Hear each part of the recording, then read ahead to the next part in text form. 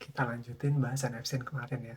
Pertanyaannya, kenapa pemerintah US itu mau-maunya diajak perang? Padahal rakyat tuh pada nggak mau. Jawabannya kontrol via blackmail. Mereka tuh kerja bukan buat rakyat. Mereka kerja buat sistem yang pegang kartu mati mereka. Dan sekarang, selamat datang di Perang Dunia Ketiga. Minggu ini US dan Israel melakukan preemptive strike ke Teheran, Iran. Khomeini tewas dan Nawab. US tuh nggak punya justifikasi terhadap perang ini. Nothing. Nggak ada untungnya buat mereka. Ini tuh cuma pesanan satu pihak doang, yaitu Israel. US tuh mungkin ngerasa pede karena mereka berhasil sukses beresin Venezuela dengan cepat gitu, biarpun melanggar banyak banget hukum internasional. Tapi mereka lupa satu hal, Iran tuh bukan Venezuela, Iran juga bukan Irak yang tanahnya rata dan gurun gitu. Iran itu benteng yang dikelilingin sama gunung. Kirim tank ke sana mimpi buruk.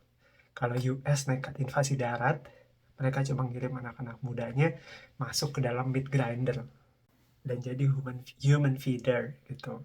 Nah, masalah selanjutnya ketika banyak tentara mereka yang meninggal adalah mereka akan kesulitan ngedraft tentara baru gitu. Karena perang ini tuh kagak ada moral justification-nya. Survei terakhir tuh 78% rakyat US tuh nggak setuju sama perang ini. Iran juga punya Selat Hormuz. Nah, Selat Hormuz itu adalah sebuah chokehold di mana 20% dari perdagangan minyak global itu lewat selat ini.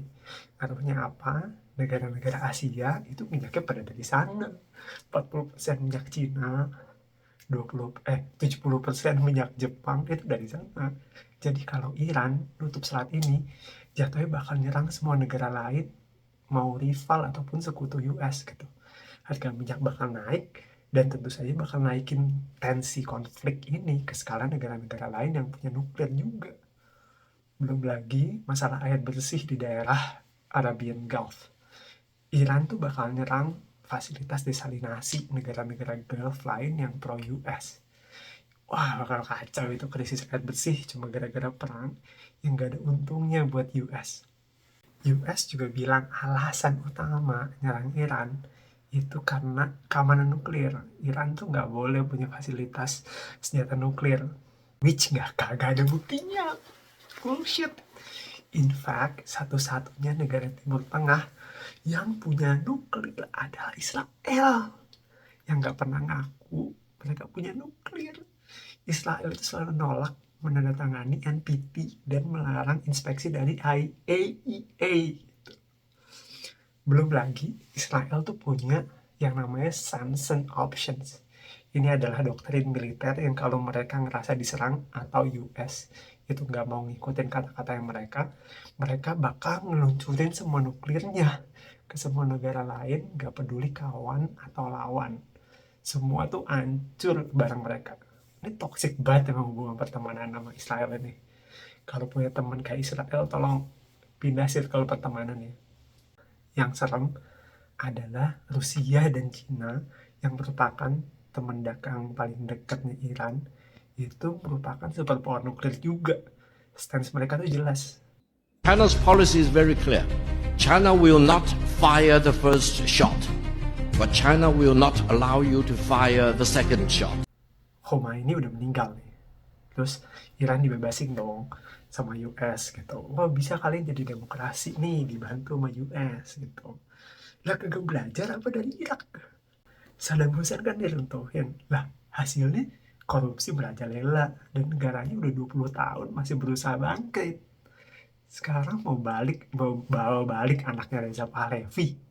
Ingat, diktator Khomeini ini itu tuh ada karena rakyat itu udah bosen di bawah kekuasaan diktator bapaknya Reza Pahlavi ini, itu si Shah Iran yang jadi bonekanya US. Dulu Iran tuh punya pemimpin yang dipilih secara demokratis. Namanya Muhammad Mossadegh, pemimpin keren yang mau mandiri gitu. Tapi dikudeta sama CIA dan MI6 karena US dan UK itu nggak mau kehilangan minyaknya Iran. US yang bikin masalah, sekarang seseorang mau jadi pahlawan. Nah, perang ini tuh menunjukkan bahwa sistem kekuasaan kita rusak total. Pemerintah itu di blackmail, terus ngancurin rakyat buat agenda tersembunyi yang mereka gitu, yang kita sebagai rakyat nggak tahu gitu. Sama lah kayak MBG kalau di kita. Negara-negara lain kayak Indonesia yang pemerintahnya korup banget dan nggak punya stance, cuma jilat-jilat aja ke negara-negara maju, cuma bisa jadi penonton. Dunia ini hancur gara-gara dipimpin sama bumer-bumer tua, bodoh, dan rakus yang hidupnya tuh udah gak lama lagi, tapi malah ngorbanin generasi masa depan.